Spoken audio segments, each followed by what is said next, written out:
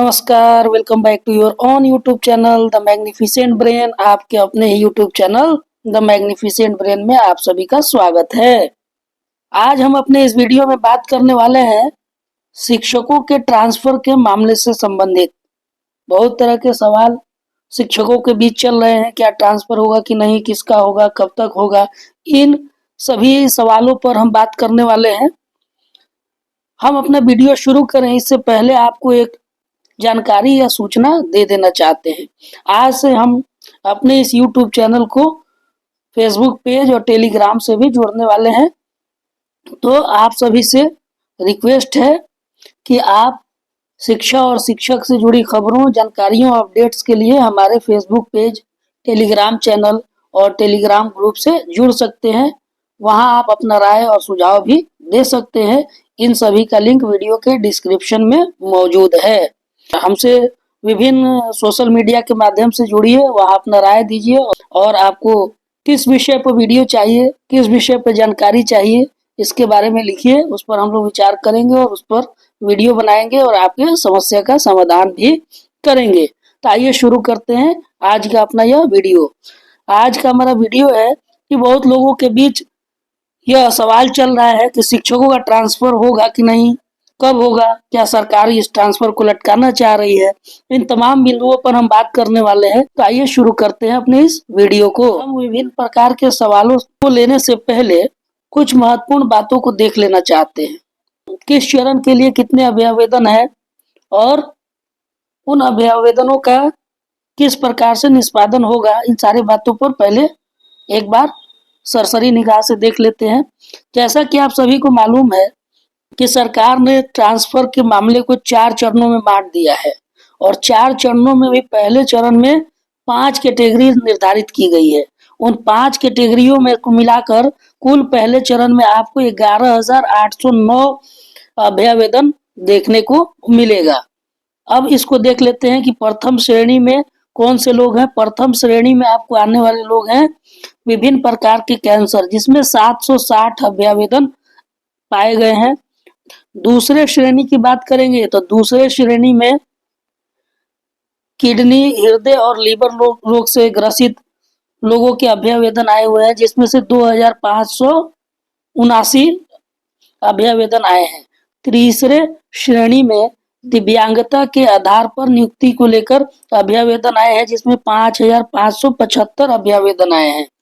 और चतुर्थ श्रेणी में आपको देखने को मिलेगा ऑटिज्म या मानसिक दिव्यांगता को लेकर अभ्यावेदन 1,557 और 5वें श्रेणी में विधवा एवं परित्यक्ता का 1,338 अभ्यावेदन आए हैं।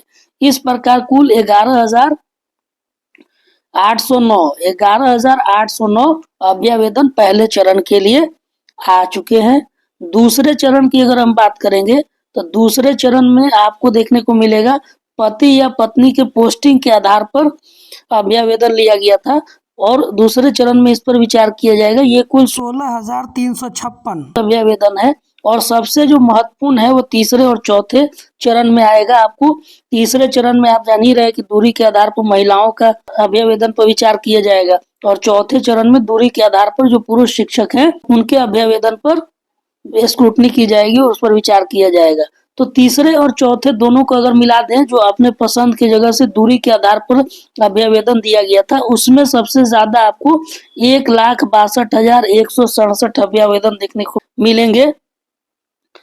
इस प्रकार कुल अभ्यावेदनों की संख्या 1,90,332 हो जाती है। अब इस आंकड़ा को देखकर बहुत सारे शिक्षकों में इस बात की हैरानी है कि 1,90,332 अभ्यावेदनों का स्क्रूटनी कैसे किया जाएगा। लग रहा है कि सरकार इसको लटकाने जा रही है। तो मैं एक बार फिर से स्पष्ट कर दूं कि सरकार का इस प्रकार का कोई मंशा नहीं है, वो लटकाने वाले नहीं है। सबका ट्रांसफर होगा और ये इस आधार पर मैं इस कह रहा हूँ क्योंकि जब आप इसका चेक लिस्ट देखेंगे तो चेक लिस्ट के आधार पर आपको पता चल जाएगा कि जो चेक लिस्ट देना है स्क्रूटनी के बाद उसमें किन किन बिंदुओं को देना है। तो 3 बिंदुओं पर बात कही गई है चेक लिस्ट में और इसको समझ लेते हैं। जैसे चेक लिस्ट को अगर आप समझेंगे तो पहला उसमें होगा आवेदक द्वारा समर्पित तथ्य उनके आवेदन श्रेणी के अनुरूप है। यानी जो अभ्यावेदन दिए हैं और जो तथ्य आपने दिया है वो आपके जिस श्रेणी में आवेदन किए हैं उस श्रेणी के अनुरूप है, यानी आपका ट्रांसफर किया जाएगा। दूसरा जो होगा, दूसरा है कि आवेदक के द्वारा समर्पित तथ्य उनके आवेदन श्रेणी के अनुरूप नहीं है, सहानुभूति पूर्वक विचार किया जा सकता है। जो दूसरा पॉइंट है, इस दूसरे पॉइंट में क्या कहा गया है कि आवेदक द्वारा समर्पित जो अभ्यावेदन है, जो तथ्य है, जो आवेदन की श्रेणी है, वो आवेदन जिस श्रेणी में किया गया है उसके अनुरूप नहीं है। लेकिन वो श्रेणी के अनुरूप नहीं होने के बावजूद भी सहानुभूति पूर्वक विचार किया जा सकता है। यानी अगर वो आवेदक की श्रेणी के अनुरूप नहीं भी है समर्पित तथ्य, तो भी सहानुभूति पूर्वक विचार किया जा सकता है। जब सरकार इतना फ्लेक्सिबल है कि आपका जो अभ्यावेदन है वो उसके तथ्य और आवेदन श्रेणी के अनुरूप नहीं होने के बावजूद भी आपके लिए विचार करने का बात कहता है, तो इससे उम्मीद लगाया जा सकता है कि सभी का ट्रांसफर होगा। तीसरा है, आवेदन को दूरी श्रेणी के आधार पर विचार किया जा सकता है। तीसरे में दूरी की बात कही गई है कि दूरी के आधार पर इनको विचार किया जा सकता है। तो आप देखेंगे कि इन तीनों प्रकार के श्रेणियों में किसी में भी रिजेक्ट करने की बात नहीं कही गई। सब में यही कहा गया है कि इन पर विचार किया जा सकता है, इसके अनुरूप है, इनको ट्रांसफर किया जाना चाहिए। तो हम कैसे ये सोच ले सकते हैं कि आपको ट्रांसफर लटकाने की बात कही जा रही है। आगे जब हम प्रश्नों को लेंगे तो और भी तथ्यों के बारे में इसमें बात हम प्रश्नों को लेने जा रहे हैं। पहला प्रश्न लोगों का बहुत सारा है कि क्या सरकार टालना चाहती है ट्रांसफर। पहला प्रश्न जो आता है कि सरकार ट्रांसफर को टालना चाह रही है, तो इसका क्या जवाब है? सरकार ट्रांसफर को टालना नहीं चाह रही है। ट्रांसफर को लेकर सरकार जो है मिशन मोड में काम कर रही है और इसके लिए 16 सदस्यीय टीम भी बनाया गया है। उस टीम में 16 सदस्यों का होना ही इस बात की पुष्टि करता है कि सरकार ट्रांसफर को टालने की कोशिश नहीं कर रही है, बल्कि ट्रांसफर को जल्द से जल्द करने की कोशिश कर रही है। सरकार के द्वारा अगर इस ट्रांसफर को टालना होता तो वो 16 सदस्यों की टीम क्यों बनाती? 16 सदस्यों की जगह ऊपर 3-4 सदस्यों का ही टीम बना देती ताकि स्क्रूटनी करने में ज्यादा समय लगे। लेकिन 16 सदस्यों की टीम बनाने से ही पता चल रहा है कि सरकार ट्रांसफर को टालना नहीं चाह रही है। अब ये बात आप एकदम दिमाग में बैठा लीजिए कि ट्रांसफर होना तय है, सभी का होगा, सरकार टालने का प्रयास नहीं कर रही है। दूसरा प्रश्न है कि कब तक होगा ट्रांसफर। दूसरा प्रश्न भी बहुत लोगों के द्वारा पूछा जा रहा है, आखिर ट्रांसफर कब होगा, अभी तो सिर्फ टीम बना है। तो देखिए जो स्थिति है, इस स्थिति से लगता है कि ट्रांसफर जो है बहुत तेज गति से होगा, लेकिन 1,90,000 आवेदनों की स्क्रूटनी करना थोड़ा सा कठिन काम है। लेकिन ट्रांसफर होगा सभी का। हो सकता है कि नए सत्र से पहले सभी का ट्रांसफर हो जाए और सभी अपने अपने नए विद्यालयों में नए सत्र में चले जाए, इस तरह की उम्मीद लगाई जा सकती है। ऊपर के जो 2 चरण हैं, उन 2 चरणों की स्क्रूटनी जो है बहुत तेजी से होगी और लगभग उम्मीद लगाई जा रही है कि ऊपर के 2 चरणों की स्क्रूटनी के साथ साथ ट्रांसफर वगैरह का जो आपको प्रक्रिया है वो इस महीने के अंत तक या फरवरी के प्रारंभ में देखने को मिल सकता है। और नीचे के जो तीसरे और चौथे चरण हैं, तीसरे और चौथे चरण के शिक्षकों को थोड़ा इंतजार करना पड़ सकता है। उनका ट्रांसफर हो सकता है कि मार्च तक हो, इस शैक्षणिक सत्र के बाद हो। नए शैक्षणिक सत्र में वो भी उम्मीद लगाई जा सकती है कि वो भी अपने नए विद्यालय में होंगे, ट्रांसफर उनका भी हो चुका रहेगा जब अगला शैक्षणिक सत्र शुरू होगा। अब तीसरा प्रश्न है, क्या सभी कोटि के शिक्षकों का होगा ट्रांसफर? तो इसमें कोई भी सोचने की बात नहीं है, सभी कोटि का ट्रांसफर होगा, कोई दिक्कत नहीं है। चाहे वो किसी भी कोटि के शिक्षक हों, उन सभी कोटि के शिक्षकों का ट्रांसफर होगा। जैसा कि मैंने पहले बता दिया कि ऊपर के 2 चरणों में जो लोग आएंगे उनका पहले हो जाएगा, क्योंकि उनमें आवेदन भी कम है और उनको प्राथमिकता के आधार पर लिया गया है। नीचे के 2 चरणों का जो ट्रांसफर होगा वो थोड़ा लेट होगा, लेकिन ये उम्मीद लगाई जा रही है कि जिस गति से काम चल रहा है और जिस गति से सरकार शिक्षा की दिशा में सुधार कर रही है, तो उम्मीद लगाई जा सकती है कि अगले शैक्षणिक सत्र में सभी प्रकार के शिक्षकों का ट्रांसफर हो जाएगा। अगला प्रश्न है कि क्या सभी कोटि के महिलाओं का होगा ट्रांसफर? तो इसमें तो नो डाउट सभी कोटि की महिलाएं, चाहे वो किसी भी कैटेगरी में हो, कोई भी चरण में आती हो, उन सभी महिलाओं का ट्रांसफर होना तय है। जिन जिन लोगों ने आवेदन किया है सभी का ट्रांसफर निश्चित है। महिलाओं के ट्रांसफर को लेकर किसी तरह का कोई संशय नहीं होना चाहिए, सभी का ट्रांसफर हो जाएगा, निश्चित होगा। अगला जो सवाल है उसको देखते हैं। अगला जो सवाल है ये बहुत ही इंपॉर्टेंट है कि क्या सभी बीपीएससी शिक्षकों का होगा ट्रांसफर? उम्मीद रखिए कि जितने भी बीपीएससी के शिक्षकों ने आवेदन किया है उसमें 100% लगभग सभी का ट्रांसफर होना तय है। इसका कारण ये है कि बीपीएससी शिक्षकों का जो पोस्टिंग है पहले से ही काफी दूर हुआ है और अत्यधिक दूर होने के कारण दूरी के आधार पर उनका ट्रांसफर निश्चित रूप से होगा, इसमें कोई शक की गुंजाइश नहीं है। लेकिन अगर हम बात कर लेते हैं कि दूरी के आधार पर भी जो ट्रांसफर होगा उसमें किन लोगों को पहले प्राथमिकता दी जाएगी, तो सबसे पहली चीज है कि दूरी के आधार पर भी ट्रांसफर लेने वालों में सबसे ज्यादा प्राथमिकता उनको दी जाएगी जिनका जिला चेंज होगा, डिस्ट्रिक्ट जिनका चेंज हो रहा है उनको ज्यादा प्राथमिकता दी जाएगी।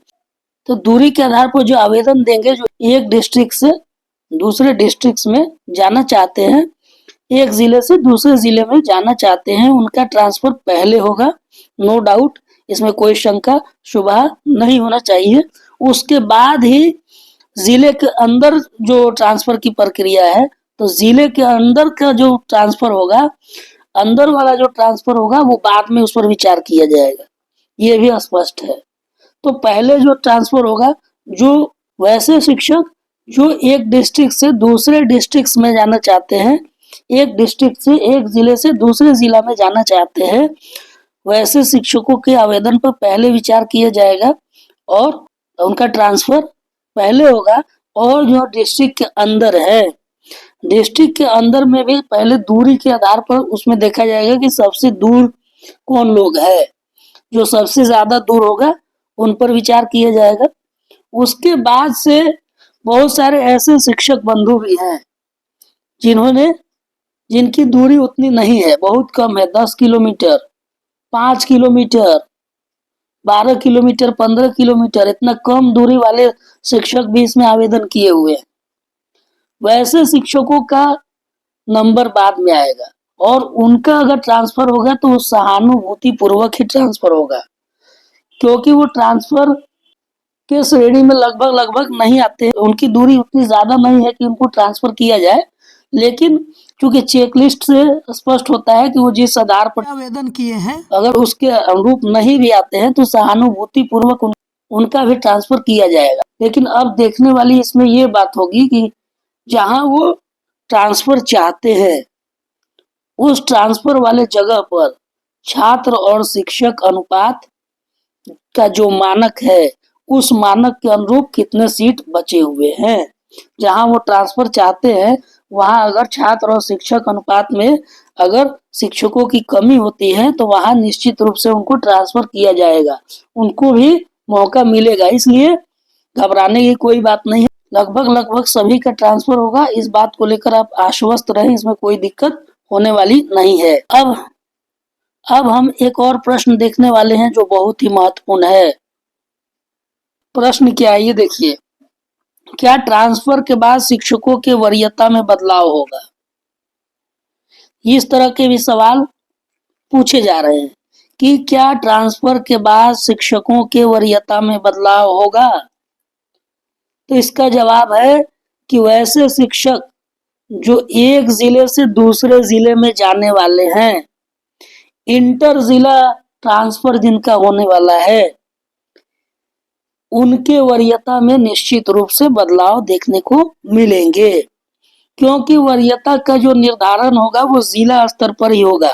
जिला संवर्ग होने की वजह से विभिन्न नियमावली के माध्यम से यह स्पष्ट है कि जिला संवर्ग में जिला के अंदर जो शिक्षक होंगे उनकी जिला लेवल पर ही वरीयता बनेगी। अगर अभी आप दूसरे जिला में हैं तो आपका वरीयता यहाँ दूसरा है, लेकिन जैसे ही इस जिला को छोड़कर ट्रांसफर वाले जिला में आप जाएंगे वहां आपका वरीयता में बदलाव होने की संभावना है।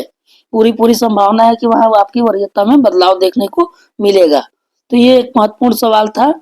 और जो जिले के अंदर ही ट्रांसफर लेने वाले हैं, जिले के अंदर ही जिनका ट्रांसफर होगा, उनके वरीयता में कोई बदलाव नहीं होगा, कोई चेंजेस देखने को नहीं मिलेगा। उनका जो वरीयता है वो बरकरार रहेगा, उसमें कोई दिक्कत, कोई परेशानी, कोई समस्या नहीं है। वो जिस वरीयता क्रम में रहेंगे वही वरीयता क्रम बरकरार रहेगा। उम्मीद है इन प्रश्नों से संबंधित उत्तर आपको मिल गया होगा। अगर आपका भी कोई प्रश्न है तो आप टेलीग्राम ग्रुप को ज्वाइन कर लीजिए हमारे, और वहां पर आप अपना प्रश्न पूछ सकते हैं। आपको किसी विषय पर वीडियो चाहिए या जानकारी चाहिए तो वो भी अपना राय आप दे सकते हैं। ये तमाम लिंक हमारे इस वीडियो के डिस्क्रिप्शन में आपको मिल जाएंगे, वहां से आप हमारे इस ग्रुप को ज्वाइन कर सकते हैं। उम्मीद है कि आपको यह हमारी वीडियो अच्छी लगी होगी। अगर अच्छी लगी है तो हमारे इस यूट्यूब चैनल को सब्सक्राइब कीजिए, हमारे इस वीडियो को लाइक कीजिए, शेयर कीजिए। मिलते हैं इसी प्रकार के अन्य जानकारी भरे वीडियो में, तब तक के लिए हमें दीजिए अनुमति। धन्यवाद। Thank you for watching.